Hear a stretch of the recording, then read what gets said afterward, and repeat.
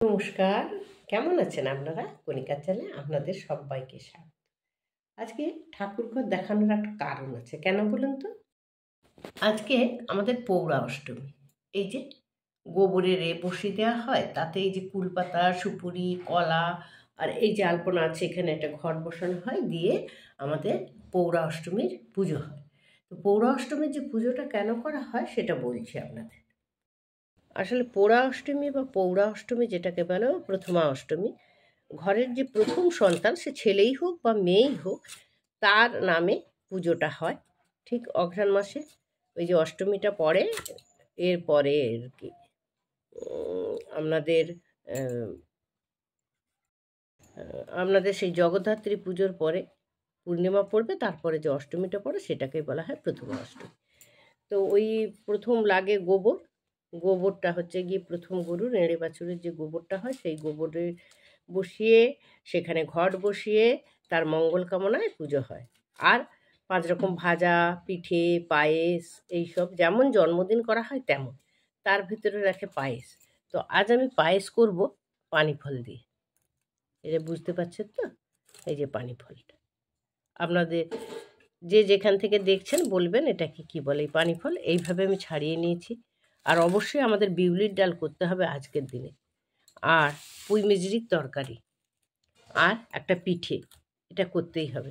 এই হচ্ছে প্রথমা অষ্টমী বা পোড়া অষ্টমীতে এইগুলো করা হয়। চলুন এবার আমি পায়েসটা কিভাবে করি সেটা দেখাবো। পানি ফলের পায়েস। পানি ফলটা এবার মিক্সিতে দিয়ে দিচ্ছি। আর এখন তো প্রচুর পানি ফল পাওয়া যায়। আমাদের বাবার বাড়িতে আগে পানি ফলের পায়েস করতো। শীতকালে পানি ফলও পাওয়া যায়, দুটো এলাচও দিয়ে দিলাম। শীতকালে প্রচুর পানি ফল পাওয়া যায়। আর শীতকালে রাত্রিতে বৃহস্পতিবার হয় সরু চাগলি পিঠে। তো সেই সরু চাগলি পিঠে কী দিয়ে খাওয়া হবে না, পানি ফলের পায়েস দিয়ে। তো এইভাবেই মা পানি ফলের পায়েসটা বানিয়ে দিত। তো ওই যে দিলাম, আর একটু দুধ দিলাম, দুটো এলাচ দিলাম। দুধ দিয়ে এবার মিক্সিতে আমি ভালো করে পানি ফলটা পিষে নিচ্ছি। এই যে আমার পানি ফলটা একদম পেশা হয়ে গেছে। দুধ দিয়ে পিষলাম, একদম পানি ফলটা সুন্দর পেশা হয়ে গেছে, যেন একদম না গোটা থাকে সেইভাবে পানি ফলটা বেটে নিই। এখানে আমি 100 গ্রামের মতো আমুল দুধ নিয়েছি। সেই আমুল দুধে এমনি আমাদের ঘরের যে দুধ, সেই দুধ খুব হালকা করে গরম করে রেখেছিলাম। সেই দুধ দিয়ে আমুল দুধটাকে ভালো করে গুলে নিচ্ছি।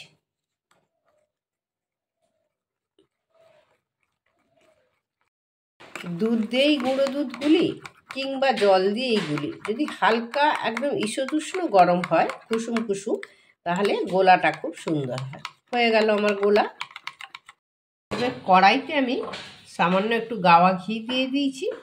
ঘিটাতে আমি কাজু আর কিশমিশটা খুব হালকা করে ভেজে নেব, কারণ কাজু কিশমিশ তো বেশি ভাজা যাবে না, শুধু হালকা করে একটুখানি নেড়ে নেব। কাজুটা যদি হালকা করে নেড়ে নেওয়া হয় তাহলে টেস্টটা খুব সুন্দর হয়। কাজুটা আমার এই যে হালকা করে শুধু নেড়ে নিয়েছি, তুলে নিলাম কাজুটা। আর ওই একইভাবে আমি কিন্তু কিশমিশটাও অল্প একটু নেড়ে তুলে নিচ্ছি। এবার দুটো এলাচ দিয়ে দিলাম, ফাটিয়ে রেখেছি। আর ওই যে এটা রেখেছি এবারে, হ্যাঁ এবার ঢেলে দিচ্ছি। দেখুন পানি ফল যেটা বেটে রেখেছিলাম একদম, ওইটা এবার ঢেলে দিলাম। দিয়ে শুধু অনবরত নাড়তে হবে, আর গ্যাসটা থাকবে একদম লোতে।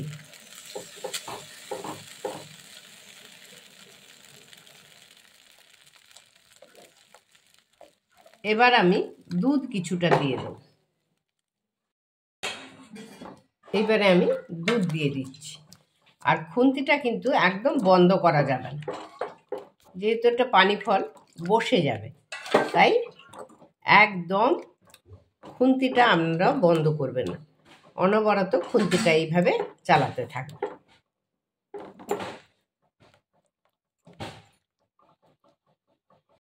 দিয়ে দিচ্ছি চিনি। মিষ্টিটা আপনারা যে যেরকমভাবে পছন্দ করেন সেইভাবেই মিষ্টিটা ব্যবহার করবেন। কিন্তু ওই যে বারবার বলেছি, আপনি এই খুন্তি কিন্তু নাড়া একদম থামাবেন না, তাহলে বসে যাবে আর এই পায়েসের যে একটা ক্রিমি ভাব থাকে, মুখে দিলে মনে হবে যেন ক্রিমি ভাব, সেই ক্রিমি ভাবটা কিন্তু কমে যাবে। তাই অনবরত আপনারা এমনিভাবে লো মিডিয়ামে দিয়ে নাড়তে থাকবেন। চিমটি নুন দিলাম। নুন দিলে মিষ্টি জিনিসের স্বাদটা আরও বেড়ে যায়। মিনিট 5 ধরে লো ফ্লেমে এইরকম নাড়তে নাড়তে দেখুন যখন একটা ক্রিমি টেক্সচার চলে এসছে, এই সময় আমি সেই আমুল দুধ যেটা গুলে রেখেছিলাম সেই আমুল দুধটা এবারে দিয়ে দিচ্ছি। আবারও নাড়ার পালা ওই একইভাবে।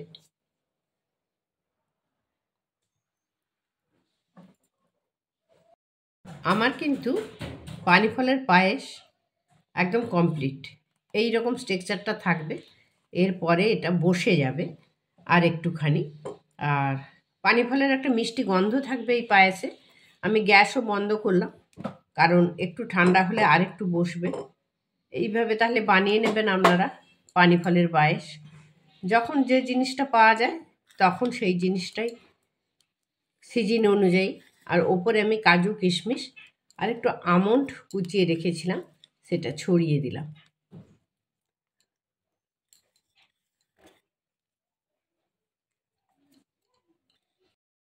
একটা পাত্র নিয়ে তাতে আমি একটু পানি ফলের পায়েসটা সাজিয়ে দিচ্ছি। আগেই বলেছি এটা আর একটু বসে যাবে একটু ঠান্ডা হলে। তো কেমন লাগলো বন্ধু আমার পানি ফলের পায়েস? একবার বাড়িতে বানাবেন, তবে বুঝতে পারবেন। একটা মিষ্টি গন্ধ থাকে পানি ফলের, সেই গন্ধটাও পাবেন। আর খেতে তো খুবই সুস্বাদু। তাহলে সবাইকে নমস্কার জানাই, সবাইকে ভালোবাসা, সবাইকে শুভকামনা। সবাই ভালো থাকুন। ঠান্ডা পড়ছে, আমারও শরীরটা কদিন ভালো না ঠান্ডার জন্য। সবাইকে নমস্কার জানিয়ে আজকের রেসিপি পানি ফলের পায়েস শেষ করলাম।